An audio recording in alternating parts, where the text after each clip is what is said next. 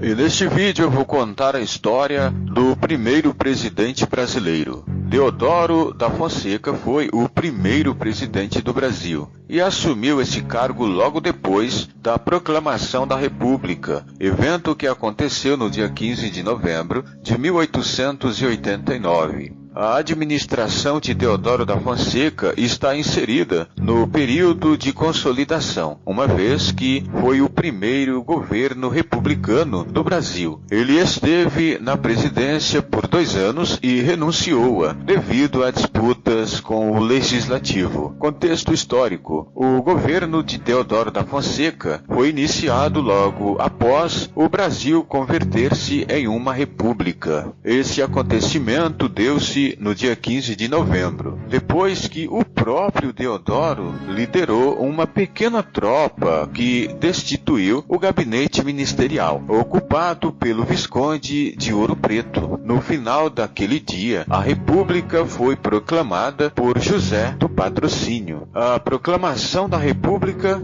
foi um acontecimento resultado da insatisfação, sobretudo, dos militares com a monarquia. Eles estavam insatisfeitos por múltiplos fatores, sobretudo porque se consideravam injustiçados pela forma que eram tratados pelo regime monárquico. Na década de 1870 em diante, articulou-se um movimento republicano que, com apoio dos cafeicultores paulistas, conseguiu derrubar a monarquia. O grande movimento dos militares no movimento fez com que eles se tornassem protagonistas nos primeiros anos da República Brasileira. E por isso, Deodoro da Fonseca foi nomeado para presidir o governo provisório. Seu governo, porém, não ficou ausente de problemas e contestações, frutos de um regime republicano implantado na base do improviso. Como foi o governo de Deodoro da Fonseca? O governo de Deodoro da Fonseca foi, no mínimo, controverso. Essa administração esteve inserida dentro da fase de transição e, por conta disso, as transformações que o país enfrentou foram intensas. Assim como as tensões inerentes a elas, esse comando ficou fortemente marcado por uma grande crise política e econômica. Nos primeiros meses de República, existia uma disputa muito grande entre positivistas e liberais. A respeito dos rumos que o país tomaria, os positivistas, muitos deles faziam parte do exército, defendiam que o país deveria ser governado por uma república autoritária, que promoveria a sua modernização à força. Os liberais, por sua vez, defendiam a necessidade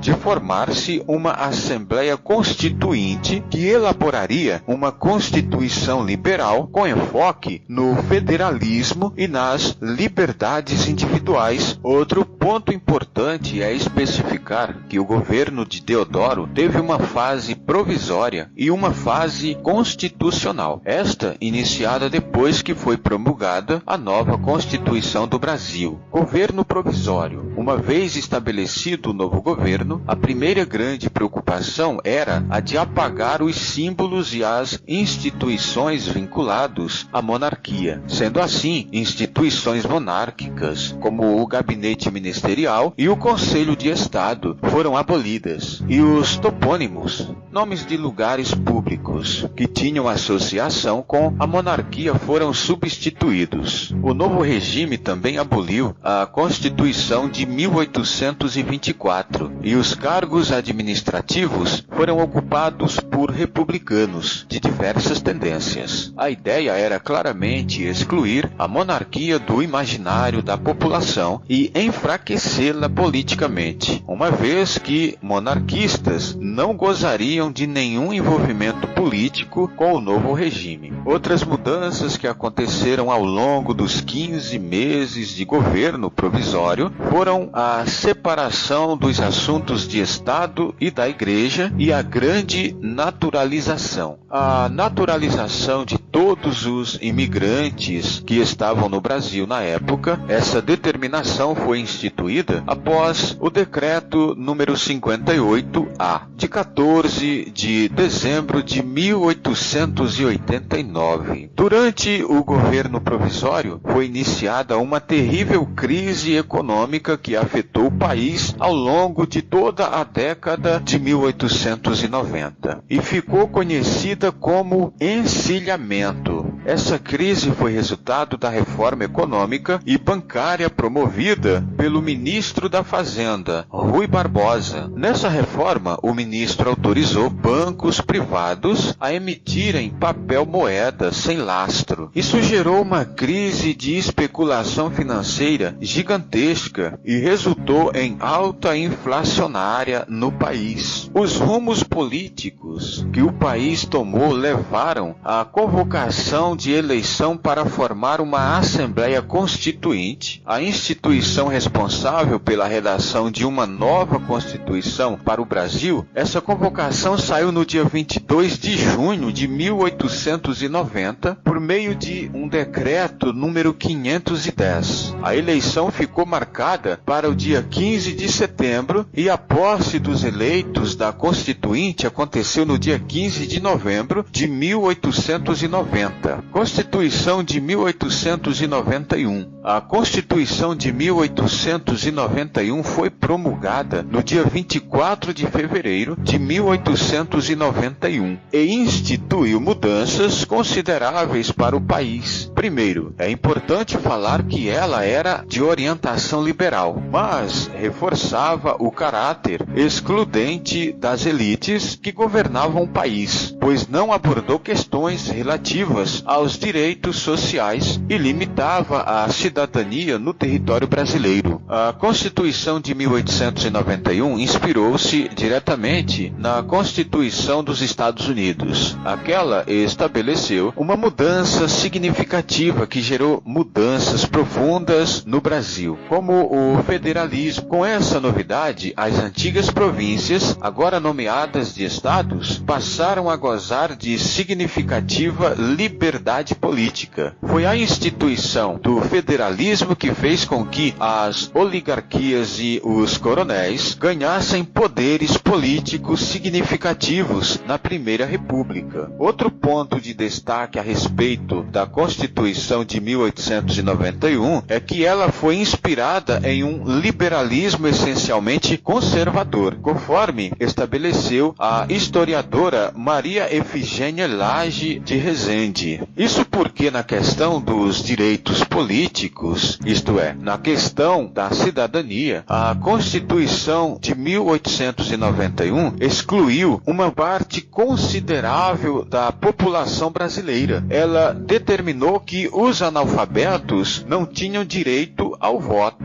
porque se entendia que o acesso da população a esse direito seria maléfico para o país. Os direitos sociais também não foram abordados na Constituição de 1891. Esse desinteresse dos governantes da Primeira República, demonstrado na Constituição, foi reforçado por declarações dadas por presidentes como Washington Luiz, de 1926 a 1930, que considerava os direitos sociais, caso de polícia, e Campos Salles, de 1898 a 1902, que falava que o governo da República partia dos estados por cima da multidão, ou seja, para Campos Salles, a opinião da população e seus direitos não importavam. Logo percebe-se que o intento daqueles que elaboraram a primeira Constituição republicana era garantir os seus próprios interesses, em detrimento dos interesses coletivos. Por isso, mesmo o direito de participação política foi restrito a uma minoria do país. De toda forma, algumas das principais determinações da Constituição de 1891 foram instituição do federalismo,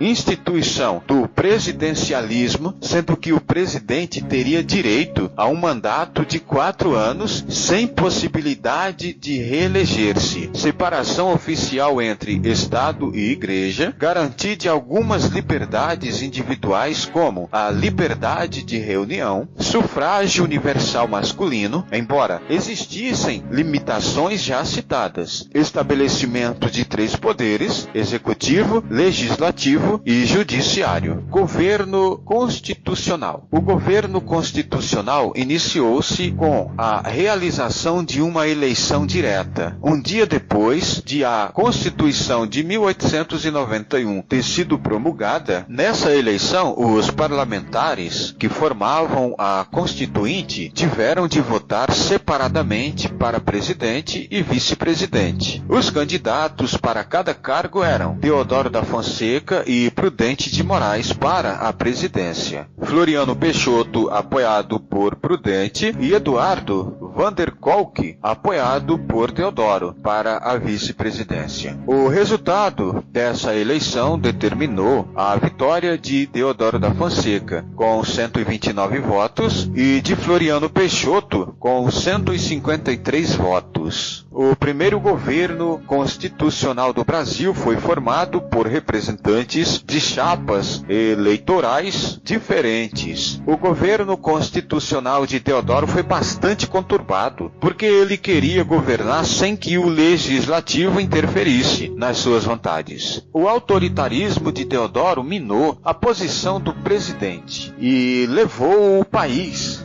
a uma crise política em menos de um ano após ele ter sido eleito. Além da ambição do presidente em querer governar de maneira centralizadora, conta-se também para a crise política as disputas que existiam nos quadros políticos do país entre teodoristas, apoiadores do presidente, e florianistas, apoiadores do vice. Além de autoritário, podemos dizer que Deodoro também era incapaz para exercer a função. Certas decisões políticas tomadas por ele contribuíram para prejudicar sua posição na presidência. Uma das principais foi a nomeação de indenistas para a presidência dos estados e outros cargos governamentais. Os indenistas não eram populares entre os republicanos históricos, aqueles convertidos ao ideal desde 1870. Essa impopularidade dos indenistas deve-se ao fato de que eles eram antigos monarquistas que se converteram ao republicanismo depois da abolição da escravatura, no dia 13 de maio. O principal caso foi o do Barão de Lucena, antigo monarquista nomeado pelo Ministério do Trabalho, insatisfeito com o governo. Os parlamentares acabaram atuando para tentar retirar poderes do presidente. Fim do governo de Deodoro da Fonseca. Acuado pelos parlamentares, Deodoro resolveu radicalizar e, seguindo sua tendência autoritária, decidiu fechar o Congresso Nacional no dia 3 de novembro de 1891. Isso deu início a uma crise política que levou o país às margens de uma guerra civil. Isso porque o ato de Deodoro violou artigos da Constituição de 1891 e a reação foi imediata. Houve resistência civil à atitude do presidente, como o caso dos ferroviários da Central do Brasil, que entraram em greve. Além disso, a Armada, Marinha, rebelou-se contra o presidente e voltou os canhões de navios de guerra para o Rio de Janeiro. Os marinheiros passaram a exigir a renúncia do governante e a reabertura do Congresso e ameaçaram bombardear a capital, o Rio de Janeiro. Pressionado e temendo o início de uma guerra, Deodoro da Fonseca renunciou à presidência no dia 23 de novembro de 1891. Com isso, Floriano Peixoto assumiu-a em um acordo realizado com os oligarcas paulistas.